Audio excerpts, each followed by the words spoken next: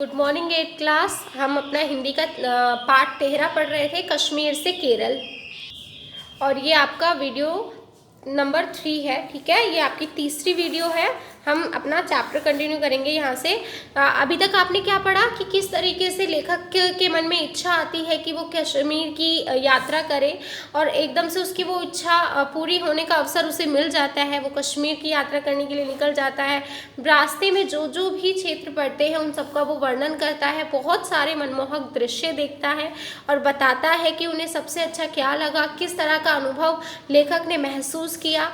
अब हमने अपने पिछले वीडियो में पढ़ा था कि कैसे लेखक को जो बाकी के रास्ते थे वो थोड़े मुश्किल लगे, जबकि जो श्रीनगर तक जाने, श्रीनगर से पहले का जो रास्ता उस रास्ता था वो उसे थोड़ा सरल लगा। और श्रीनगर पहुंचकर जब उन्होंने लोगों से बातचीत की तो उन्हें पता चला कि श्रीनगर में सिर्फ एक ही भाषा नहीं बोली जाती, बल्कि बहुत सारी बोलियों को यहाँ पे बोला जाता है। लेकिन उनकी जो मुख्य भाषा है वो कौन सी थी? उर्दू और कश्मीरी और उर्दू वहाँ की मुख्य भाषा थी, कहा कि श्रीनगर की।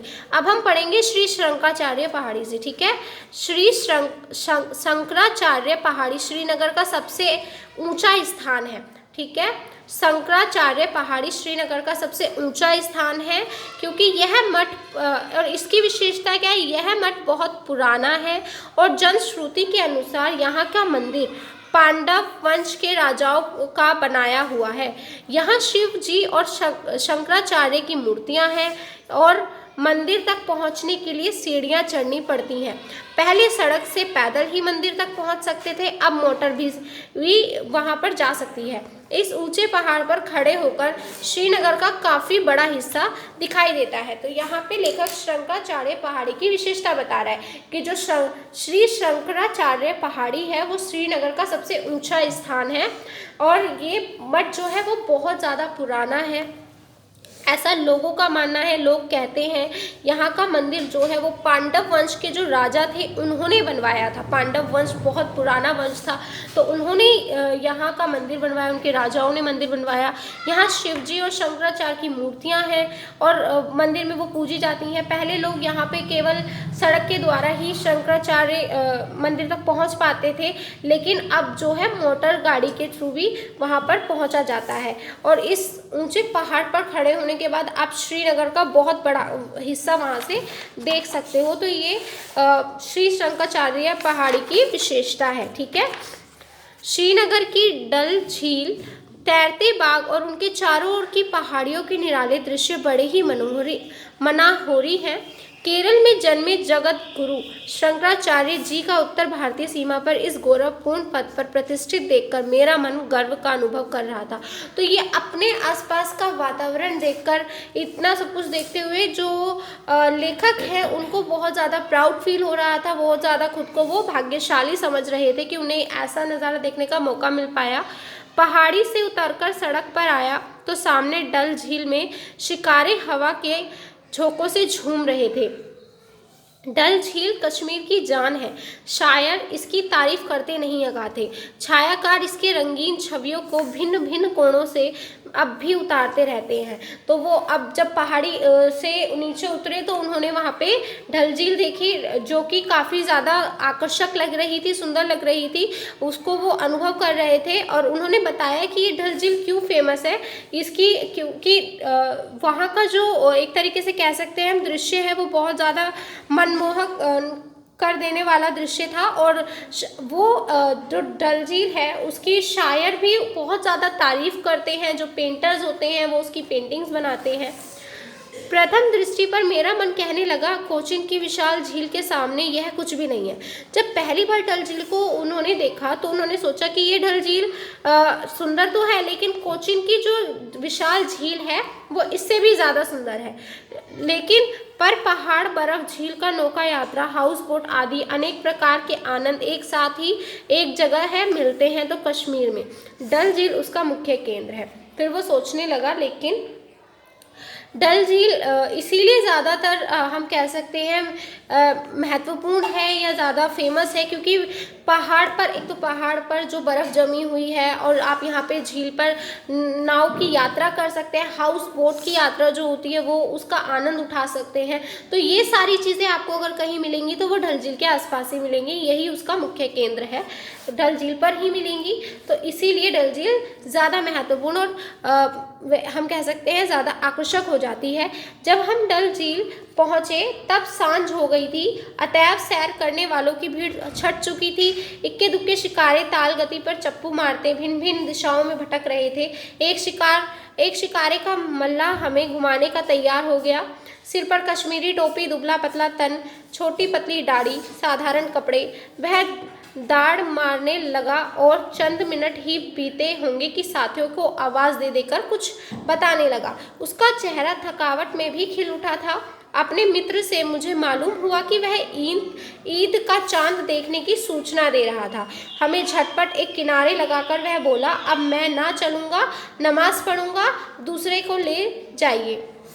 लेखक कहता है कि जब वो डल झील पहुंचा था तो उस समय तक शाम हो चुकी थी और जो लोग घूमने के लिए आते हैं वो जा चुके थे, कोई एक दो ही होगा जो वहाँ पे घूम रहा था।